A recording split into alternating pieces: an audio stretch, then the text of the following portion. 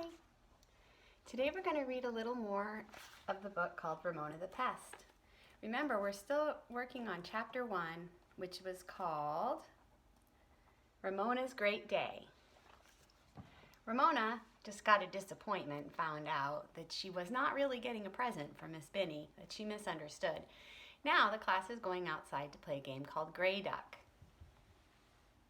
"All right, class," said Miss Binney briskly. "Let's go outside and play Gray Duck. You too, Ramona."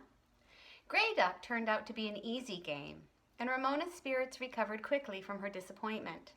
The class formed a circle, and the person who was it tagged someone who had to chase him around the circle. If it was caught before he got back to the empty space in the circle, he had to go into the center of the circle, which was called the mush pot, and the person who caught him became it. Does that sound like a game you know? Because I think it sounds like Duck, Duck, Goose. So maybe it's a different version of Duck, Duck, Goose, right? Ramona tried to stand next to the girl with the springy curls, but instead she found herself beside Howie. "I thought you were going to get a present," said Howie. Ramona merely scowled and made a face at Howie, who was it, but quickly landed in the mush pot because his new jeans were too stiff and they slowed him down. "Look at Howie in the mush pot," crowed Ramona.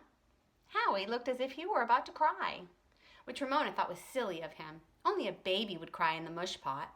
Me, somebody tag me, thought Ramona, jumping up and down. She longed for a turn to run around that circle. Susan was jumping up and down too, and her curls bobbed enticingly. At last, Ramona felt a tap on her shoulder. Her turn had come to run around the circle. She ran as fast as she could to catch up with the sneakers pounding on the asphalt ahead of her. The boing, boing curls were on the other side of the circle. Ramona was coming closer to them. She put out her hand. She took hold of a curl, a thick, springy curl. "Yow!" screamed the owner of the curls. Here's the picture. Ramona pulling on Susan's hair because she loves the idea of those springy curls. Startled, Ramona let go. She was so surprised by the scream that she forgot to watch Susan's curls spring back. Susan clutched her curls with one hand and pointed at Ramona with the other. "That girl pulled my hair! That girl pulled my hair! Ow, ow, ow!" Ramona felt that Susan did not have to be so touchy. She had not meant to hurt her.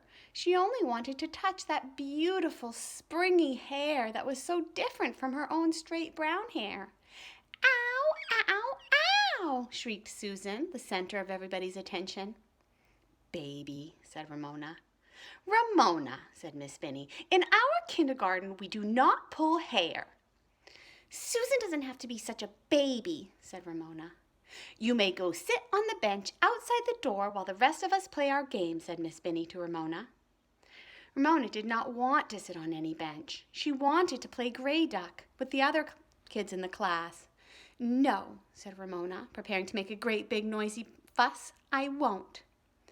Susan stopped shrieking. A terrible silence fell over the playground, and everyone stared at Ramona in such a way that she almost felt as if she were beginning to shrink. Nothing like this had ever happened to her before. "Ramona," said Miss Binney quietly, "go and sit on the bench." Without another word, Ramona walked across the playground and sat down on the bench by the door of the kindergarten. The game of Gray Duck continued without her, but the class had not forgotten her. Howie grinned in her direction. Susan continued to look injured. Some laughed and pointed at Ramona, and others, particularly Davy, looked worried, as if they had not known such a terrible punishment could be given in kindergarten. Ramona swung her feet and pretended to be watching some workmen who were building a new market across the street.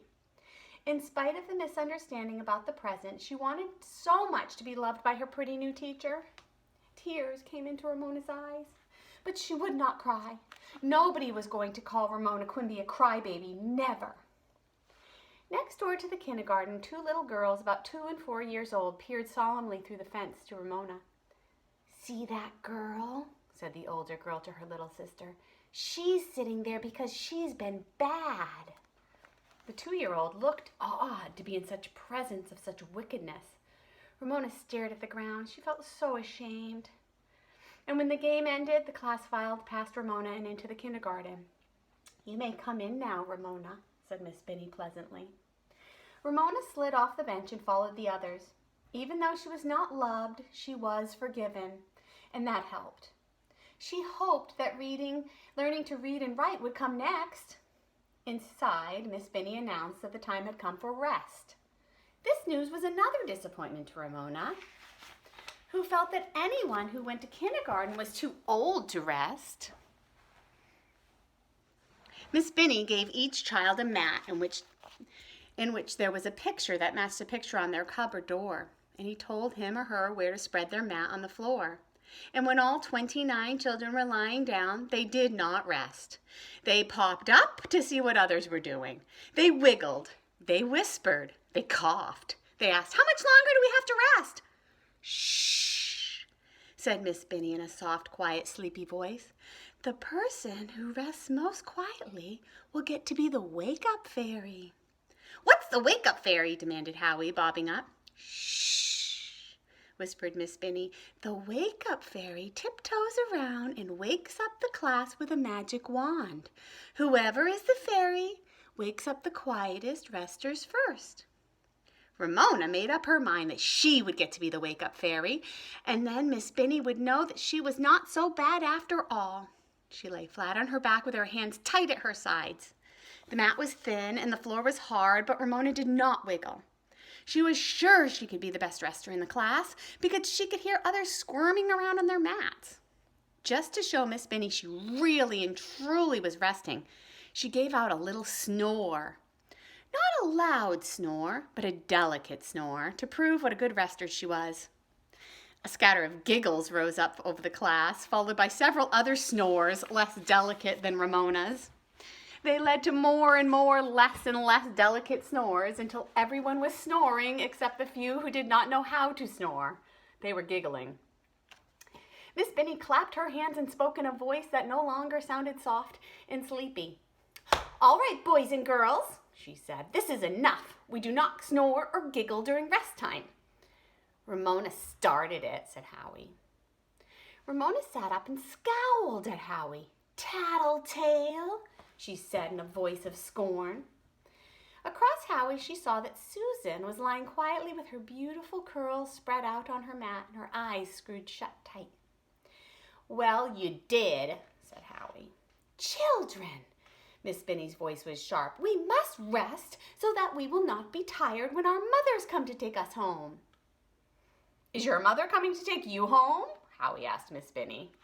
Ramona had been wondering the same thing. "That's enough, Howie." Miss Binney spoke in the way mothers sometimes speak just before dinner time. In a moment, she was back to her soft, sleepy voice.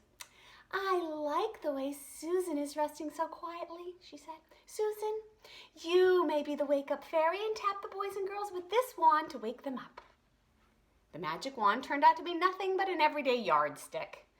Ramona lay quietly, but her efforts were of no use. Susan, with her curls bouncing about her shoulders, tapped Ramona last. "It's not fair," Ramona thought.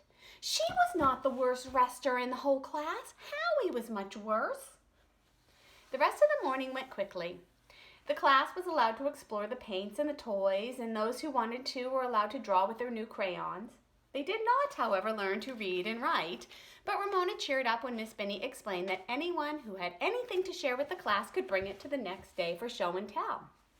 Ramona was glad when the bell finally rang, and she saw her mother waiting outside the fence. Mrs. Kemp and Willa Jean were waiting for Howie too, and the 5 started going home together. And right away, Howie said, Ramona got benched. She was the worst rester in the class. After all that had happened that morning, Ramona found this was too much. "Why don't you just be quiet?" she yelled at Howie, just before she hit him. Mrs. Quimby seized Ramona by the hand and dragged her away from Howie. "Now, Ramona," she said, her voice firm, "this is no way to behave on your first day of school." "Poor little girl," said Mrs. Kemp. "She's worn out." Nothing infuriated Ramona more than having a grown-up say, as if she could not hear, that she was worn out. "I am not worn out," she shrieked. "She got plenty of rest while she was benched," said Howie. "Now, Howie, you stay out of this," said Mrs. Kemp. And then to change the subject, she asked her son, "How did you like kindergarten?" "Oh, I guess it was all right," said Howie, without enthusiasm. "They don't have dirt to dig in or tricycles to ride." "And what about you, Ramona?" asked Mrs. Quimby. "Did you like kindergarten?" Ramona considered. Kindergarten had not turned out as she had expected. Still, even though she had not been given a present and Miss Binny did not love her, she had liked being with the boys and the girls her own age, and she liked singing the song about the Donzer and having her own little cupboard. "I didn't like it as much as I thought I would," she answered honestly, "but maybe it will be getting better when we have show and tell." So next chapter will be called, you guessed it, Show and Tell. I wonder what Ramona's going to bring for show and tell, and if everybody in her class will like it or not. She seems to have a lot of ups and downs so far in the first chapter, didn't she? Hopefully, kindergarten will get better from here on out. See you next time.